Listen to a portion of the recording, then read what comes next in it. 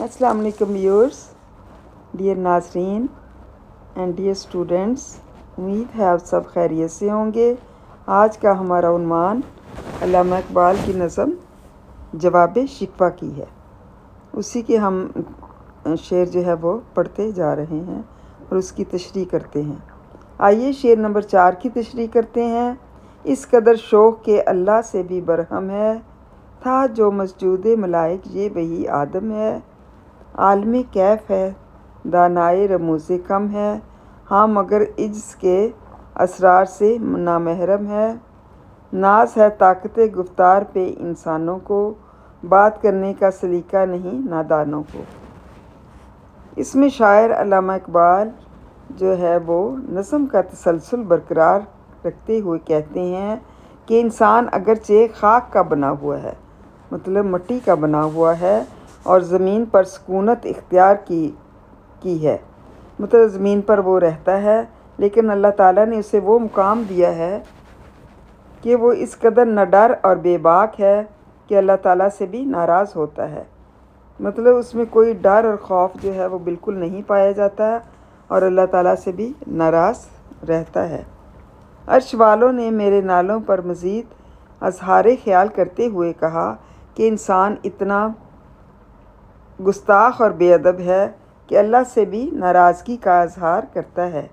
کیا یہ وہی آدم ہے جس کو فرشتوں نے سجدہ کیا تھا؟ مطلب کیا یہ وہی آدم ہے کہ جس کو فرشتوں نے بھی سجدہ کیا تھا؟ ان کو یہ بات جو ہے وہ پتہ نہیں چلتی۔ یہ تو نشے اور مستی کی حالت میں معلوم ہوتا ہے۔ ایسے لگتا ہے کہ وہ نشے میں ہے اور اس کی حالت جو ہے وہ مستی کی سی ہے، کیونکہ یہ عقل و ہوش سے بے بہرہ ہے۔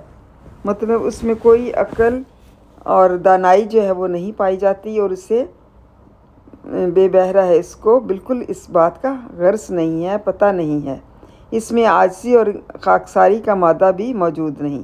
مطلب عاجزی کیسے اختیار کرتے ہیں، اللہ تعالیٰ سے کیسے بات کرتے ہیں، اور خاکساری کیسے جو ہے وہ پیدا کر کے بات کی جاتی ہے، اس بات کا اسے کچھ علم نہیں ہے، کچھ پتہ نہیں ہے۔ خدا کے روبرو کیسے عاجزی کا مظاہرہ کرنا چاہیے، انسان اس سے بے خبر ہے۔ مطلب اس کو اس سے کوئی غرض نہیں ہے۔ یہ انسان صرف گفتار کا غازی ہے، مطلب بولنے میں بڑی طاقت رکھتا ہے اور اپنی خطابت پر غرور رکھتا ہے۔ مطلب اس کو یہ بہت ناز ہے کہ اسے تقریر آتی ہے، اپنے خطاب کرنا آتا ہے، اور اسی پر وہ غرور جو ہے وہ رکھتا ہے۔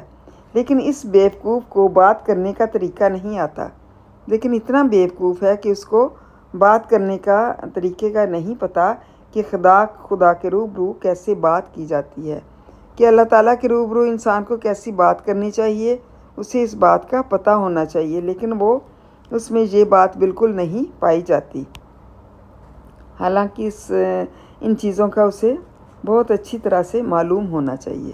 امید ہے طلباء آپ کو اس شعر کی سمجھ آ گئی ہوگی۔ اس کو یاد کریں، لرن کریں۔ تھینک یو اینڈ جزاک اللہ خیر۔